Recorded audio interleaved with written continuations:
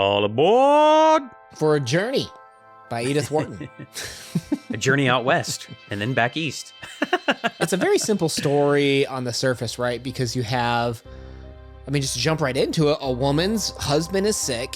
He's told to kind of do like the rest cure type of thing, right? Like go get some country air. So they're in New York and they head out to Colorado. Doesn't work. And then the story really takes place in action on the train back to New York, right? And That's kind of it. People coming in and out. Husband dies on the trip back, And at the end, the narrator hits her head on the berth, fade to black, end story. Like that's on the surface level of what like the action is on the story. Yeah, not a lot of action. But that's not to discount like things like the setting, right? Like maybe we start here. I don't know how comfortable you are. We haven't planned anything. If you don't know how we run the show, country versus city, right? Like this reminds me a little bit when we read Anna Karenina. Remember, there's the argument of Moscow versus Petersburg. And when you needed to rest, you were sent out to the country. You had a little bit of that with Yellow Wallpaper as well, if you recall. But there's this stigma of, and again, time period, but in general, even today, people feel refreshed going out to the country. What do you think the settings were in this story exactly in terms of going to Colorado and returning home to city life? I think that's pretty standard to where in the urban lifestyle, it's always perceived, and I think there's a lot of truth to it, Ben, that, I just recently went to New York City for the first time. It's very quick paced. It's fast, go, go, go, go, and there's not a lot of rest or downtime. And so if you want a break from that, you have to go to the countryside where things traditionally move a little bit slower, and it's seen more as a vacation to city people. And it's kind of funny because I think country people, when they go to the city, they see it kind of as a vacation because they can do things they can't, go to plays, museums, et cetera, et cetera. In this story, I thought it was interesting that the wife actually is very negative about going to Colorado. And she says that she, hates this place, detests this place, and that she doesn't want to go at all. And again, it's not a vacation. They're going out there for the health reasons of her husband, but still she has this disdain to go out to Colorado. And I was like, wow, it's one of the most beautiful places I've ever been. I love Colorado in the Rocky Mountains. I was like, why would you hate that? And I thought about it. Is it because of why she has to go? Almost like she's being forced to go and she doesn't get a choice in the matter? Or is it just she really not like the countryside? Which, again, some people are city folks and they don't like going out into the wilderness and to the bugs and the animals and the nature. That's actually a really good point, because if you look at the time period that this is written, there's a certain element to what perhaps the woman's role and her expectation was in terms of how she's always caring for the man, in terms of how she's looking after him. And I would say I struggled with kind of like some of the intro, because it's like, how much did this woman care about the man? Was like the on surface reaction, right? Because you're immediately pelted with, well, she still loved him, of course, but he was gradually, undefinably ceasing to be himself. The man she had married had been strong, active, gently masterful, the male whose pleasure it is to clear a way through the material obstructions of life, yada, yada, yada, protector, et cetera, right? So there is an initial reaction, right, of, oh, he's not the man I once knew, right? And you hear that in divorce cases, and I'm not trying to shame anyone and such, right? But what is your initial reaction, I guess, to the idea that this woman is like giving up on the relationship because he's a different person? I get to cheat on this because I have a master that is my wife in relationships, and I've heard her say many times that you marry a person on a day, but that's not who you actually marry, because people are going to change. People do change. And just because you make a vow on a day doesn't necessarily mean that that person's going to stay that way forever. They're most likely not. But you made a vow that you were going to love them no matter what, and that it's going to take work to continue loving them, and that as a person evolves and changes, you either have to accept them for that, or you're going to have to learn to re-love them, and that relationships take work. people work. And I think that in this case, the wife has a misnomer of what a relationship truly is, that, there are some standard stereotypes kind of here, gender norms that are obviously in place, but maybe she was happy with that. And now that, she has to be the caregiver, she doesn't, accept that role. She didn't sign up for that role. And again, when you sign up on that one day, you have these notions of what life is going to be like in the future, and that doesn't unfold the way that she maybe, or they had planned. And so she struggles with that, which is fair, but I think that she should be more honest with herself and with her husband.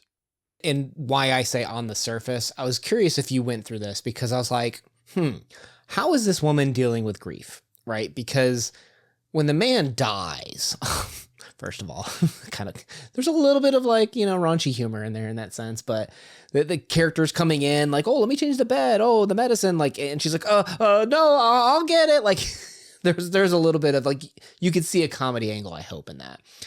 But at the same time, she never goes through this grief. Right. And I had to ask myself, did she have it? And I wonder, we don't see it as readers, right? It's not like, oh, I got to get my husband taken care of. It's more like, oh, I can't let anyone know. I don't want to get kicked off this plane or this train and get stuck at a station in the middle of nowhere with him, which I can understand on some level. But it's her, right? And I'm like, well, is she really all about herself? Is she self-absorbed? And then I started to look at it. Is this story about dealing with grief? Because you'll notice that they use euphemisms, what was it? At the last day of leaving came, right? And they're talking about death here, right? So they're dressing up and not talking about the word death directly. Is this woman living that out continually now that her husband is dead and in the process of dying, that she's not addressing her grief, right? She's trying to address these other circumstances, the impacts on others. She needs to get to family and friends that'll help her when she gets back off of the train. Is this woman avoiding something with this man? And the second that he changed, is it that she really wanted the freedom, or is that she didn't want to deal with the potential loss of the man too? I kind of started to think about. I have a great quote to support your statement, because I agree with you 100%. In the story, it says, "Life had a grudge against her. She was never to be allowed to spread her wings." And I think that this very short marriage that maybe had been, very passionate, and then they're both young and virile and life is great. And then suddenly her husband becomes this sickly invalid that she has to care for. And now, it's like she'd been beaten down, and was maybe forced into being a teacher. That's her profession. And she's thinking, now I have a chance to, go out into life and do more than that. And now my husband gets sick and we have to do everything for him, and I still don't get to do what I want to do. And then suddenly, he dies. I don't know if she ever even had the time, let alone anything to process, such as a traumatic emotion as grief. And I think that she's finally seeing, now I can live for me. And maybe that's a little bit heartbreaking, but that's life, right? I mean, when you lose a loved one, they're the one that's gone, and you have to still, continue on with life. And she's trying to figure that out. How am I going to live life, just not getting kicked off this train, but how am I going to live life in the bigger picture now that my husband has died? Yeah. I know there's a little bit of writing. I didn't do a ton of research into it, but I guess there's been some criticism that this story is almost like a metaphor for marriage, in terms of, like you said, it might be happy in the beginning, you're caring for the other person, and then the person might change. And then there's even those things they kind of hide, in terms of when the people come in, oh, do you need anything? Oh, no, we're fine. We don't need anything. It's that idea of maybe there's a lot of unhappy people in marriages that kind of hide that, you know what I mean? That bury themselves in their kids because that's why they're married now. They don't really love the person anymore. They're in love with what their life used to be and hope to return to it, and bury themselves in the kids, hoping that purpose again, this is a generalization, but hoping that that kind of like restores the marriage in a sense, right? So you have like a lot of those elements of how these people are hiding themselves, not addressing their true feelings. The woman carrying after the man, that you can kind of see the story as this journey through life, right? From Denver to New York, right? Like from simple country to, as you grow up in life, you get more and more responsibilities, such as the city, and things get faster and faster, and you don't have time for yourself anymore, such as in the city. You can kind of see that metaphor in the story. I also thought it was interesting that in the story, everybody seems to be like very sympathetic, nurturing, caring. They're like, is he okay? What's going on? I need to get his milk. We need, there is a little bit of forcefulness that they have to, like, I guess, make up the birth. And I'm guessing that I don't know exactly how the trains worked back then, but the bed, I guess, moves and people go into the area where you sit, dining cars and stuff like that. But, there are multiple people that keep coming up to her that are concerned about her husband and concerned about her and trying to help her, which is kind of a positive, uplifting feeling. And, she's trying to have to like dodge all of this and, doesn't know how to interact with these people and kind of be coy and what's going on. Because again, she doesn't want to get kicked off, which I also thought was very odd. Like, is that a real thing that if somebody died on a train, them and their loved ones just got kicked off at the next station? Like, I don't know if that's real or not. I'd never heard of that before. It was very, very strange. But also, to your point, I did a little tiny bit of research on Edith, and there is hints that this may have been possible, that the story is possibly something very similar to her real life, because her and her husband got divorced. So this could be something of her trying to get through her trauma of, not having her husband, who she, may have been married to for a really long time. I don't know the exact time frame, but, trying to process and write a story to help, her cope with her own feelings.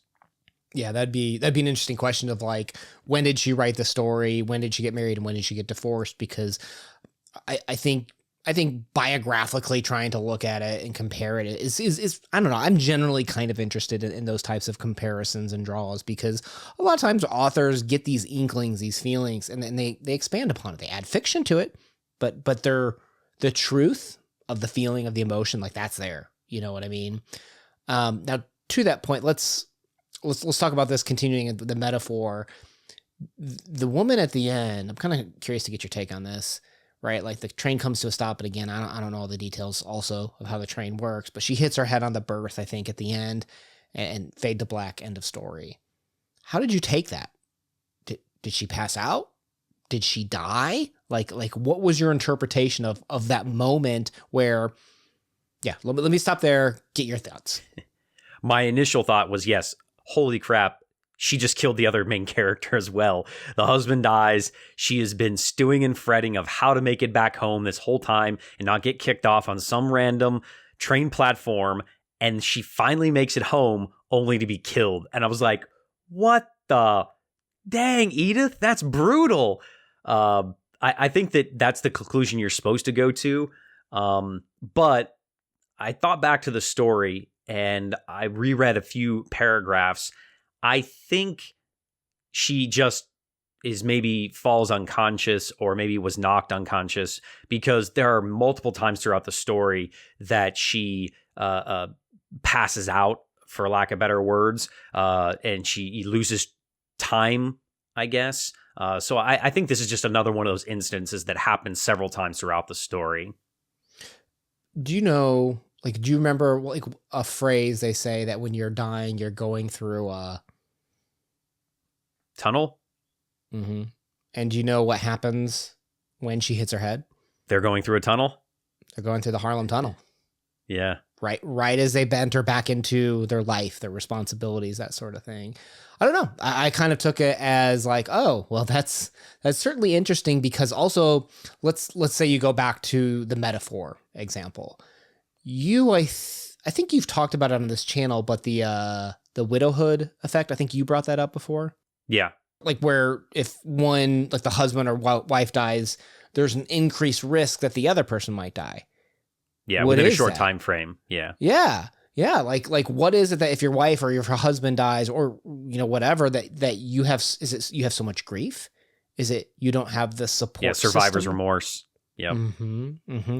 So here's this woman who's going through all this grief, who, you know, at one point she loved him. Like, it did say that in the story before he changed, which then again, how is she, he changed because of the illness. And did he really change? Probably. He probably got angry.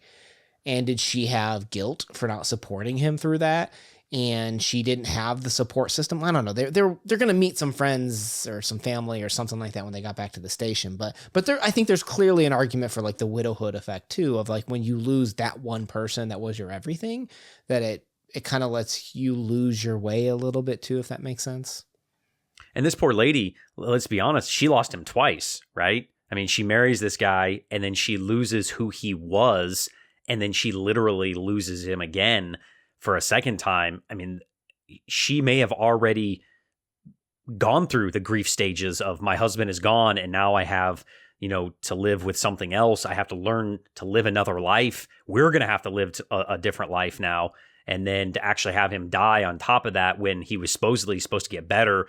And there is some negativity towards the doctors as well. There's a couple of phrases in there that, you know, they talk about, you know, she talks about how, you know, the doctors are, you know, trying to persuade her to do one thing or another. So, yeah, I mean, this poor lady goes through a lot. And then to possibly be killed at the end of the story, man, brutal ending. It's like that shock ending, The Story of an Hour by Kate Chopin, if you remember that, where she's like, freedom. And it was the same story where she was like in this marriage, but marriage is a prison in some ways. It is a cage. It's a framework, if you want to put a very happy euphemism behind it, right? And to think that you're finally free of that too. Like this woman was never able to flap her wings and fly. Kind of like, you know, a jury of her peers. There's a lot of stories that talk about how the framework around a relationship can really change your life, right? And it can change your desires in a lot of aspects too. And maybe, just maybe, she was dead the whole time. Oh boy, now there's another avenue to explore. In the comments down below, let us know what your thoughts were of this story. If you're not sure what to add, honestly, just leaving even just like a train emoji, like if you put that down below, it helps the algorithm know you enjoyed the conversation, and I hope you did if you're this far into it. My name's been Una. I appreciate you spending time with us today. Peace. Peace.